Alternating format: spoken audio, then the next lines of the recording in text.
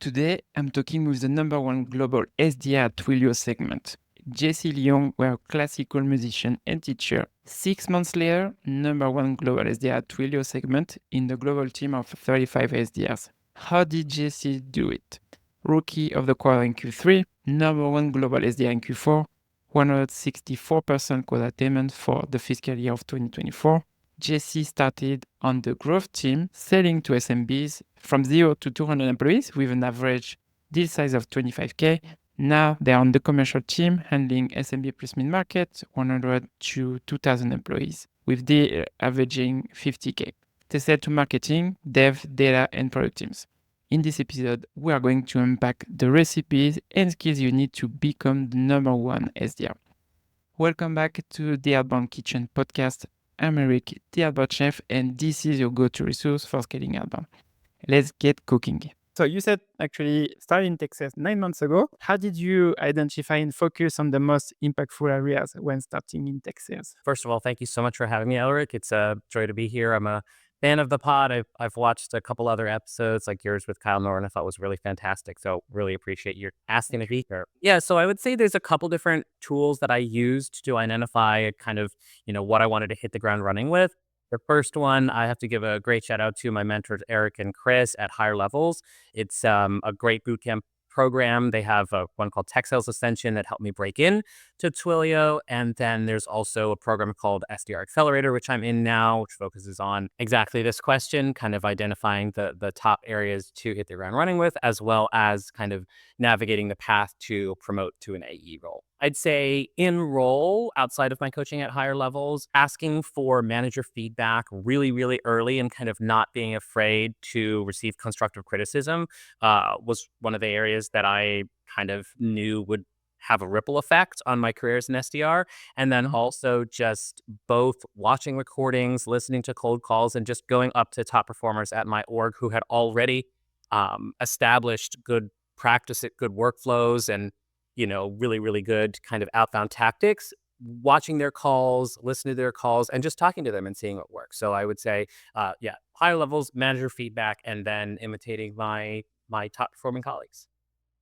And thanks for explaining what's higher levels, because I was going to ask you, and because I'm familiar with it, but I don't think everyone is familiar with this bootcamp. So thanks to share that. So you mentioned you were talking about shadowing or talking with the top performers at segments. So how did you start and what did you find out quickly by shadowing them?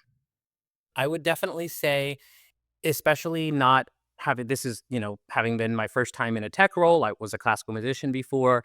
A lot of things were new to me, although I did get pretty hands-on exposure at Higher Levels.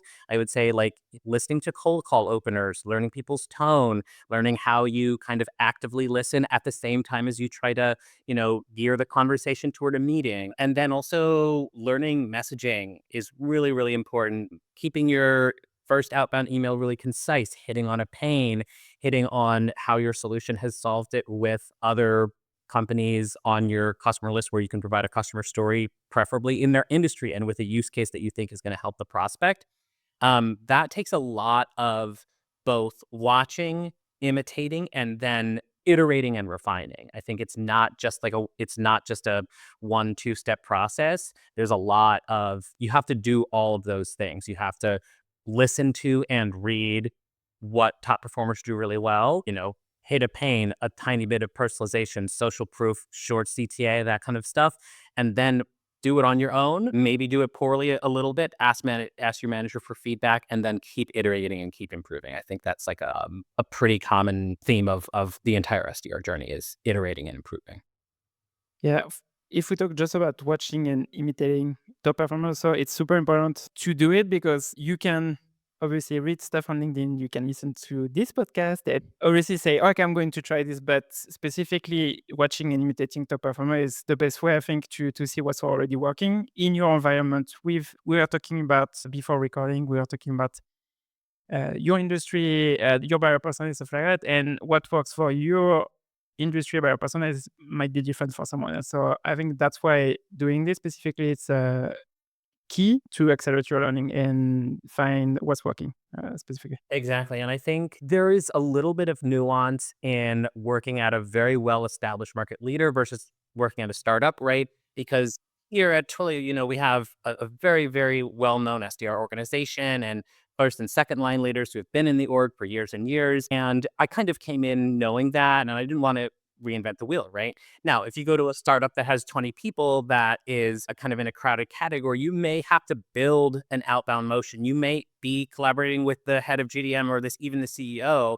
And so there might be a little less on the imitating front and a little bit more on kind of the creativity and imagination front. But I think a combination of both at any size company is essential. Maybe just the balance would be a little bit different. That's yeah, no, I think that's a good point actually. We are talking about when you've joined actually segments. So now let's focus on the challenges you faced when you just started in sales. So what were the biggest challenges and how did you address those challenges? There's two that I faced pretty early on, really just at week 3 out of my training program. And the first one is account selection. And what I mean by that Okay. is identifying which accounts to actually go after. Now, at some companies, the AEs may choose, some companies, the managers may choose. Here at Twilio Segment, there's a little bit of collaboration between managers, SDRs, AEs, and AE leadership on which accounts we go after. But there's a bunch of factors that go into it, and it's obviously going to vary product to product, solution to solution. Intent signals, a lot of companies have, website visitor tools, low-hanging fruit like close loss, and then other things like maybe the potential size of prize or, a previous champion joined your company, joined, your prospect account. So identifying all those signals, finding how to kind of jump on them as quickly as possible, as well as then identifying, is the ICP a fit? Do they have a need? Does it look like they're kind of laying out strategic initiatives? If you're in an enterprise promotion, you could obviously read their 10K and their execs probably lay out what their strategic goals are. But yeah, there's a bunch of things that go into identifying the right account. And I think that is so much of the battle. I think a lot of content, like you and I were speaking before, like we, see content on LinkedIn every day about cold call openers and the right messaging and the right CTA and that kind of stuff. But it won't work if the account is not in the market to buy your solution. It just doesn't matter. Your cold call opener can be the best, your outbound message can be the best, you can have the best solution. And if they just have prioritized other things internally, you're not going to break into that account.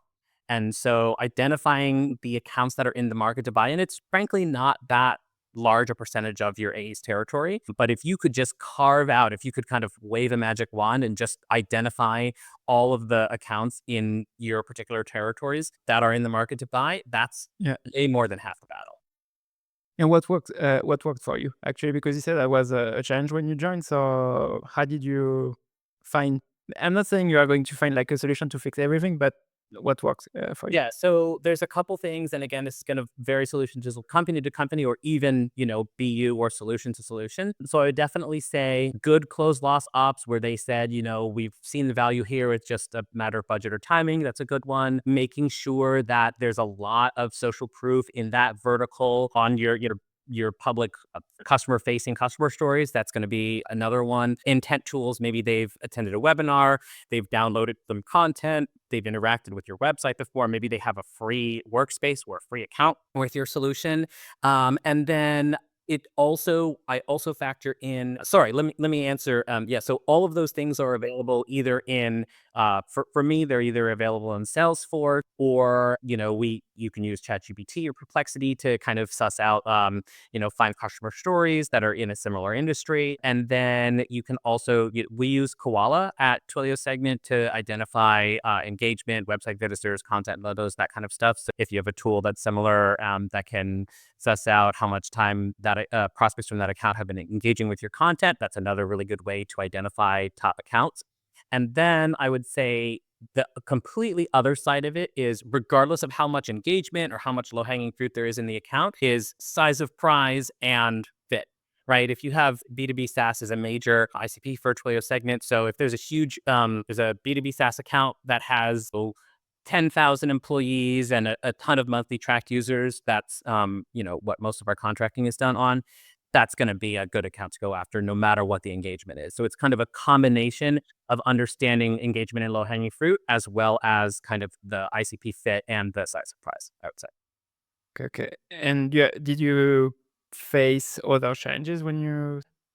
Yeah, honestly, it's a lot of data up front to learn, like, where does that data live? Is it in Salesforce? Is it in Gong? Like, transcripts of past close lost op calls? Is it, maybe you go into their free workspace to understand what tooling they currently have. So yeah, it was just kind of a lot of consolidating of data and understanding where that lives.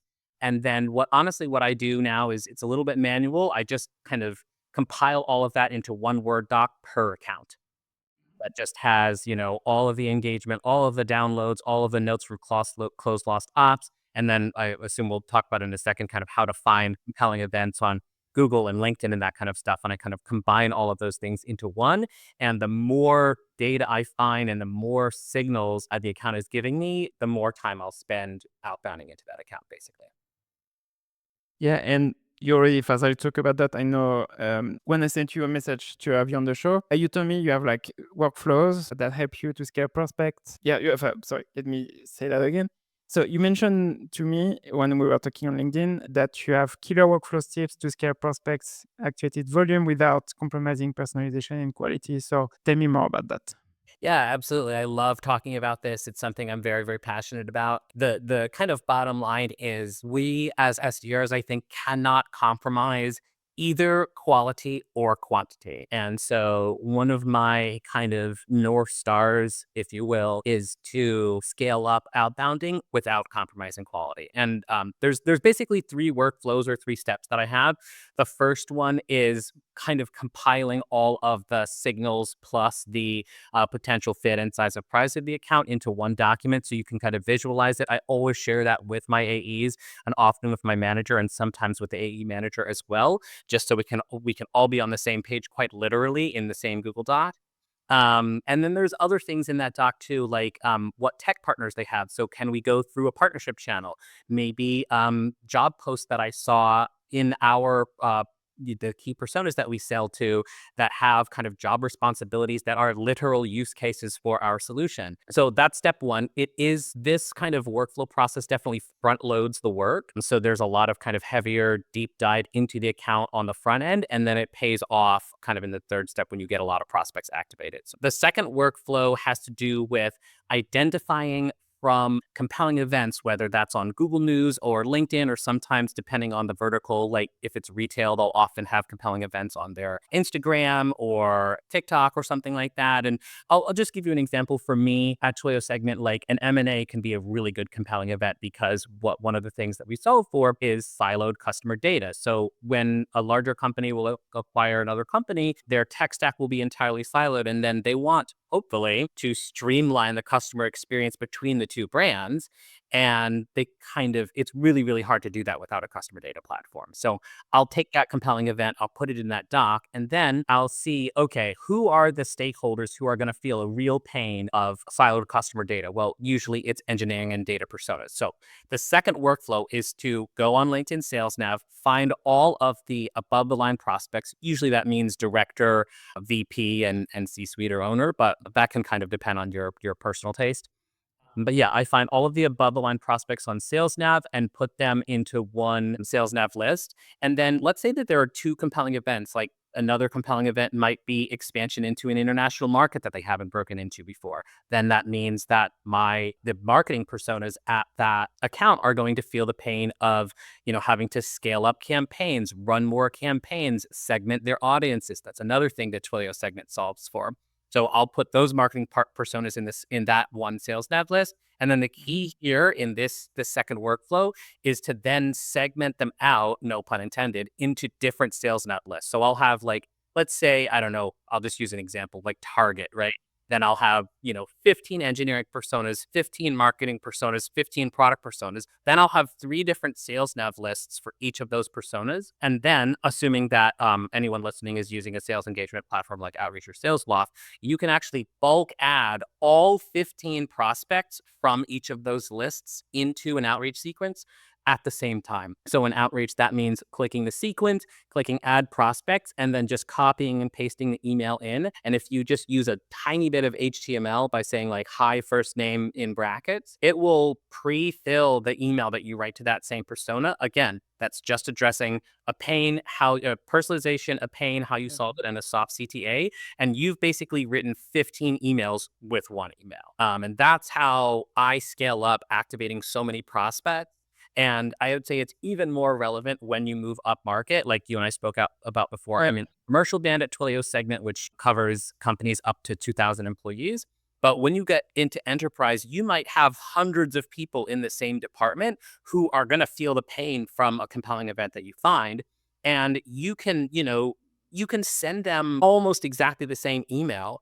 The asterisk here is to make sure that your sales engagement platform doesn't throttle you, and that which would hurt your deliverability. So don't actually send them all at the same time. You can schedule them 5 minutes apart. Or what I do is actually I cross-check their time zone on SalesNav, because I like to do my dials respectful of the prospect's time zones. And so I just enter their time zone, click send, enter their time zone, click send, and that kind of prevents outreach from throttling me and make sure that my deliverability is as high as I can be. But the key to these three workflows is that you front load all of the account research, and that once you kind of segment the personas who are really going to feel your pain into different sales nav lists, you can essentially write them the same email and knock out 15, 20, 30, 40 with one email that you might tweak just a little bit.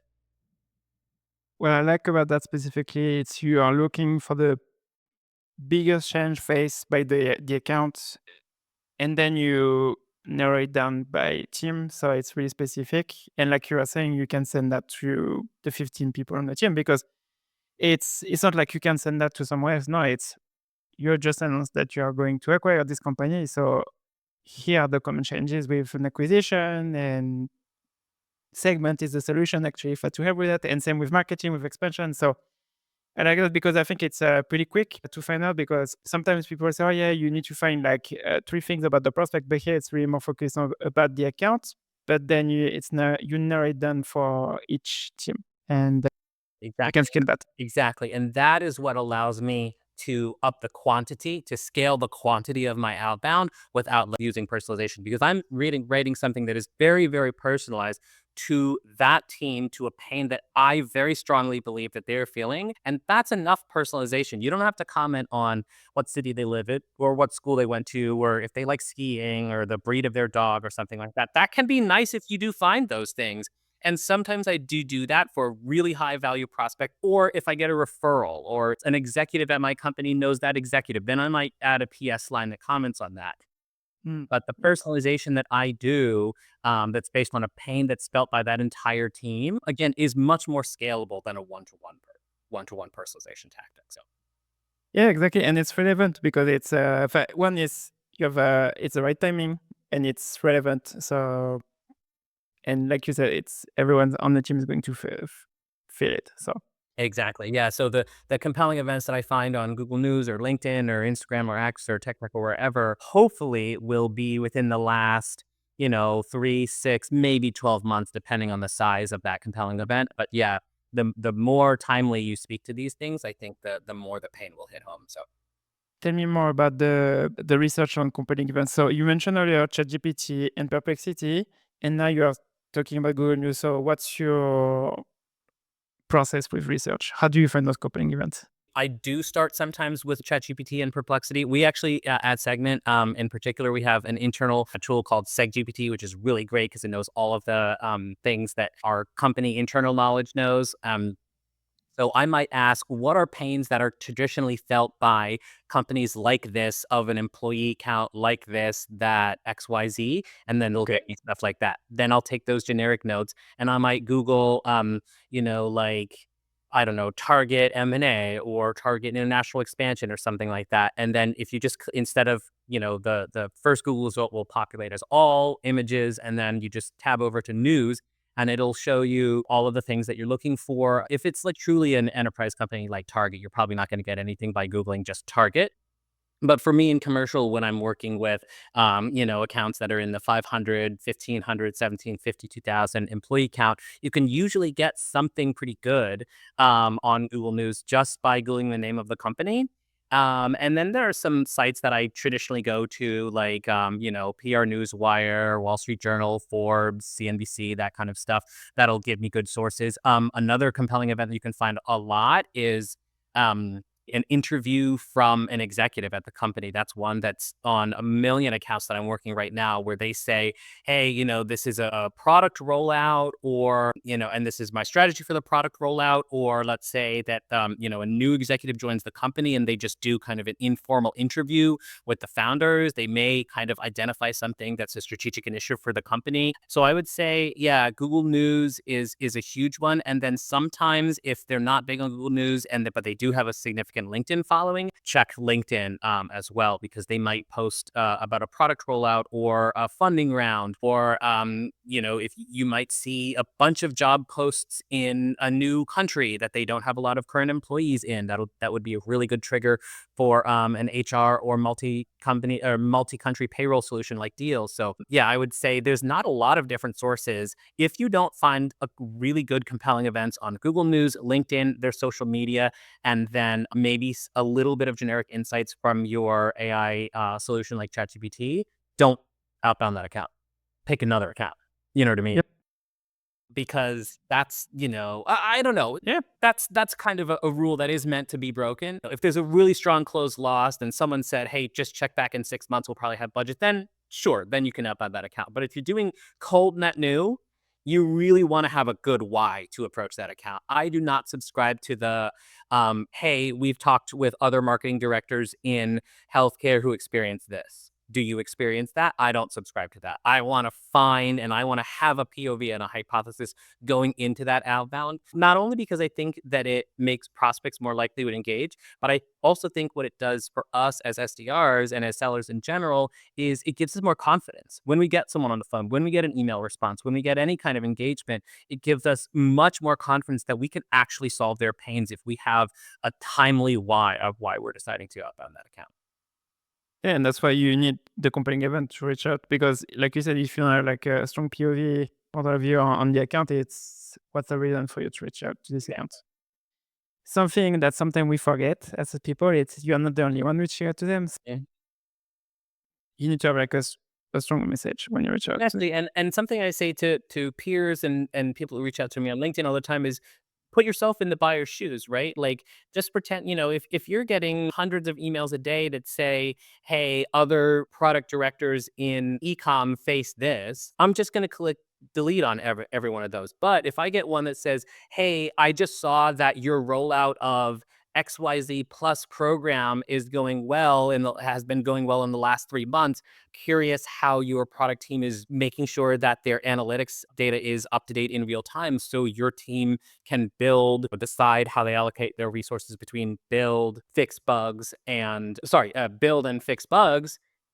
That's gonna hit home because I'm sure that that's on my mind as a product team who's just rolled out a new thing that we're trying to take to market. So yeah, I don't really subscribe to the kind of generic outbounding. Now, I think it can definitely change depending on what revenue band you're in. Look, if you're an enterprise rep who has 5 or 10 accounts in your territory total, you may have to kind of grasp for straws a little bit. Of course, then you're going to have a much wider list of prospects to outbound.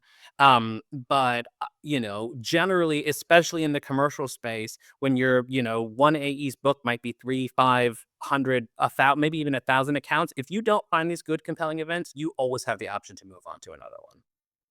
Yeah, for enterprise, if you have like 10, 20 accounts, even though you don't have compelling events, you can still do the bottom up approach. So you can start getting insight from the account, not just waiting that you have like online insight online, because an acquisition, for example, sometimes they already know internally before it's public, and I'm not saying they're going to tell you maybe the information, but you can still get some insight from. Yeah, and again, I would even say if you have a 10 account territory, if you're really doing the top strat and key accounts at your company, that's awesome. But I would always pick an account that has a really relevant, compelling event that creates a pain that you solve over another account that you don't. Yeah. And also most of the time, those big large enterprise accounts, also they have 10K, they have annual reports. So most of the time you can really easy find like strategic initiatives or what's the main goal for the year or that. Exactly. I would say it's easier. The bigger the account is, you will find a lot of information. The problem is you have a lot of insights and you need to focus. And okay, that's actually I do to read a 10K, I always use ChatGPT. I don't sift through that all myself, to be totally honest. And look, I mean, I would honestly say if you don't find any strategic initiatives or any compelling events in a public company's 10K that would create a pain that your solution solves, also move on. Also move on to another account. You know what I mean? Like if you're basically trying to make stuff up in your outbounding, I think that your time can be better spent elsewhere.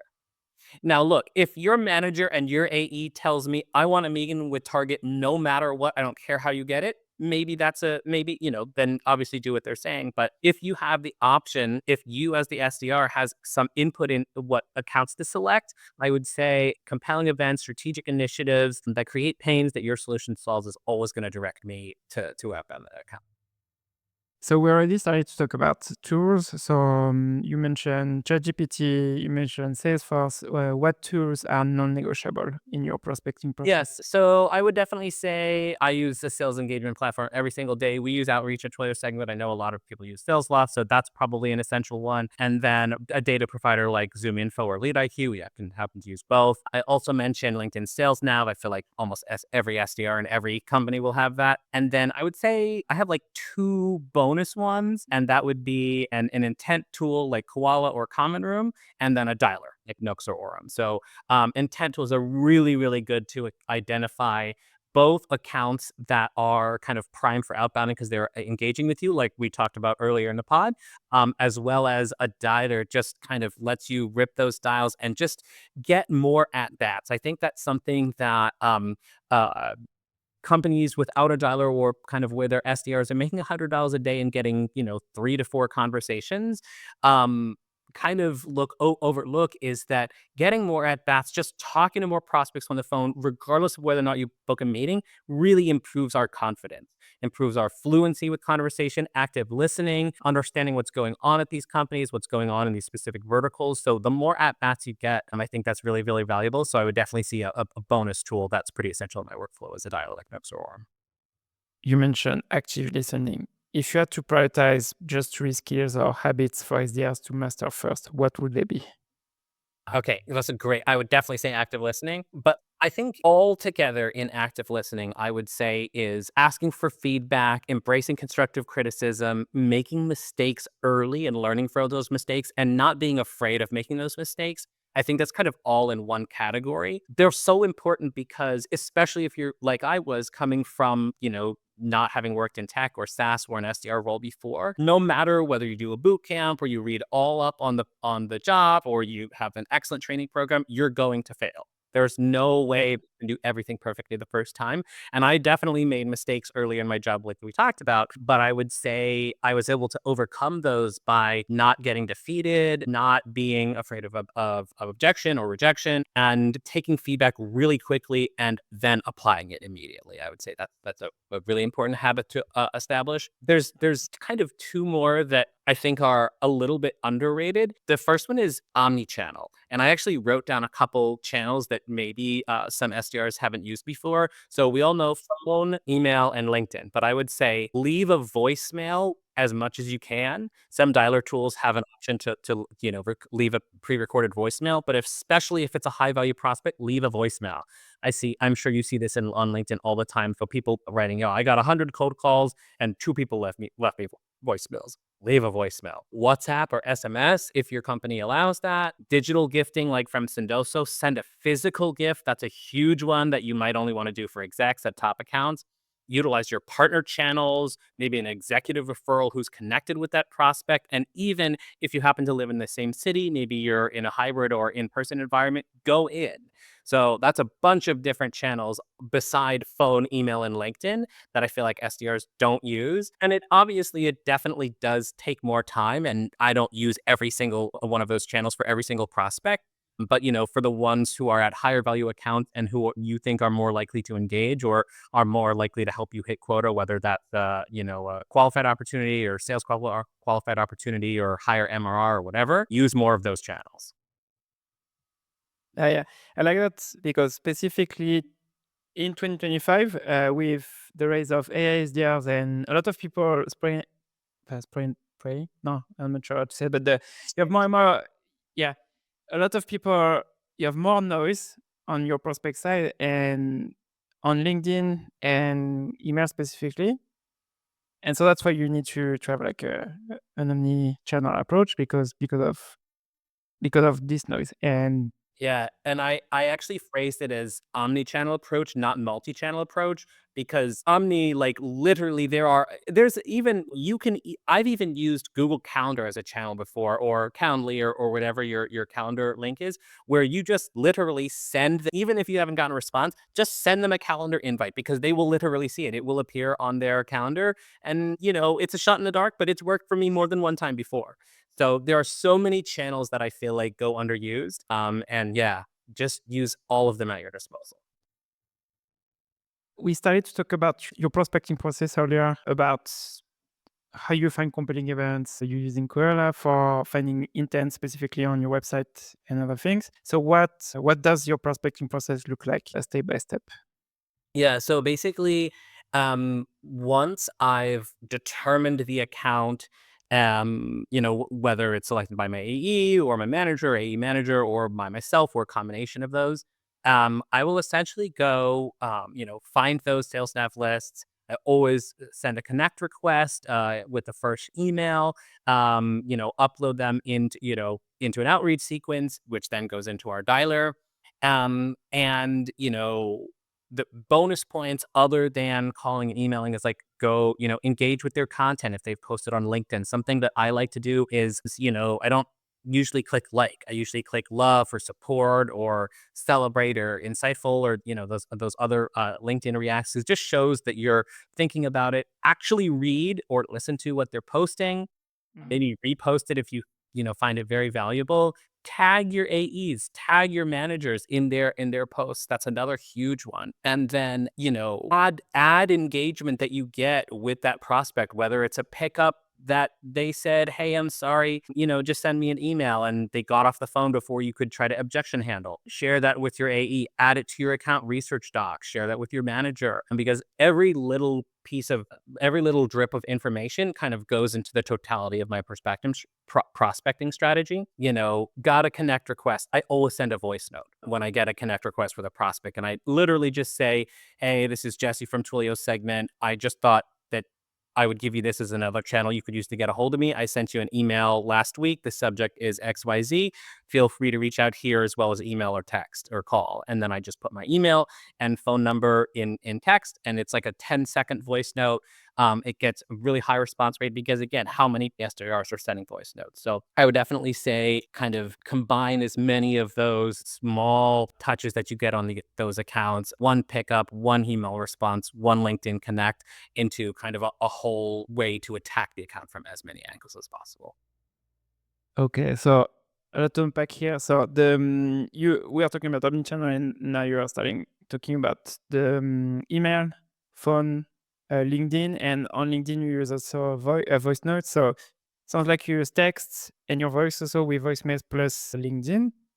When do you decide to do something else? Because earlier you say, yeah, for example, sometimes you send also for the exec at specific accounts. So when do you decide, for example, to Yeah, send like a gift? I would consider like all of the channels that we talked about before scalable. The non-scalable channels are digital gifting, physical gifting, going in person, executive alignment, those very in-depth referrals, those kinds of partner channels. Those are definitely not scalable because you can't do that with every single prospect, every single account.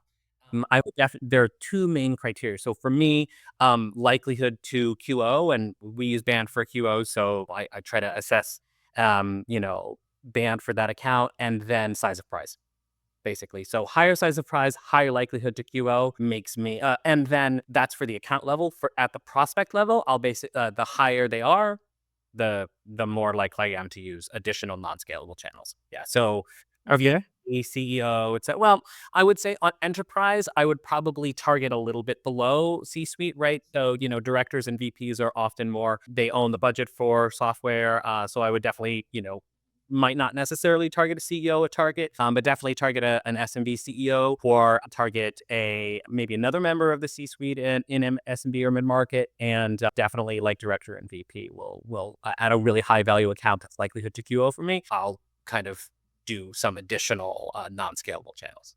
Okay. How do you, because I know with Sendoso you can do a lot of things. So what do you do with Sendoso? Do you like send a gift that, for example, you see on LinkedIn, they love skiing, you send like something about them, about skiing. How do you pick the gift? Yeah, so there's a bunch of things you can do. So actually, our Sendoso has some kind of company branded stuff. Sometimes we'll send, the shirts or mugs or something like that. The default one that I have is just to send like a DoorDash gift card for $25 to attend a webinar or a meeting or something like that. I never make it required that they book a meeting to send the gift because I actually just posted about this earlier today. I do believe in sales karma. I believe in adding value and making sure that we are showing up for the prospects as much as they show up for us. So I don't do a quid pro quo with gifting. Some people do and it works for them, but I definitely don't. But yeah, whether it's sending a physical company branded thing to their HQ address, or that's definitely for even higher value prospects. But something that I do pretty often is send a webinar invite that I think will really add value. Something where someone from their department in their vertical is speaking in a breakout session, and then I'll send them a $25 gift card for lunch to attend the webinar. So we are almost at the end. So we have 4 more questions. So Mhm. what's the best sales advice you've ever received? For us in B2B, I would say make sure that your buyers truly believe that you have their best interests at that their best interests are your top priority. If they think that your interest as a seller is above their interest as a buyer, you've done something wrong. What are the most common mistakes SDRs make when starting out? Being afraid to just go do it, but being insecure with product knowledge or not knowing customer stories well enough. You can't book a meeting if you don't get on the phones, if you don't send emails. So I would say don't be afraid of getting activities on the board as soon as possible, failing fast and iterating and improving. Which books or resources have had the biggest impact on your career? Yeah. So first, another shout out to my bootcamp higher levels, Eric and Chris. They're really, really great. I'll comment a link when this goes up to higher levels in my own LinkedIn. But the other one that I would actually just love to speak to other former artists and performing artists and musicians is, I know this isn't a book, but just having the experience of performing on stage, I think, is really, really huge. And that speaks to ability to execute under pressure, ability to maybe speak in front of a large audience, ability to, retain a lot of information in your head by memory. I think there's a lot of transferable skills from being a performer. And I think that kind of environment and the resources that I gained from being a class musician, a lot of them transfer to sales, especially B2B. Yeah, I think it's more scary to be on stage than cold calling. Some people I know would disagree, but Yeah. it's definitely can be pretty scary. Yeah, I was always pretty good at dealing with stage fright, but If someone wanted to replicate your success in just 6 months, what would their roadmap look like? yeah, so I would definitely say feel free to reach out to me on LinkedIn. I'm happy to talk with you about my own journey breaking into tech sales, Twilio segment, or tell you about higher levels. But I think something that is a little bit undervalued is product market fit. You have to choose a company with good product market fit, because you can be the best SDR in the world, and if you're selling an incredibly highly competitive category with a crap product, you're not going to hit quota. It just doesn't matter what you do. So that's a really huge one. Find a great manager who isn't afraid to give you constructive feedback and has your quota, your financial well-being, and your career advancement in mind. I would definitely say establish a good working relationship with your AEs, especially for those of us who are SDRs who want to become AEs. I think that's a really, really huge one. And then hopefully listen to this pod and more about Outbound Kitchen. Thanks for the shout out at the end.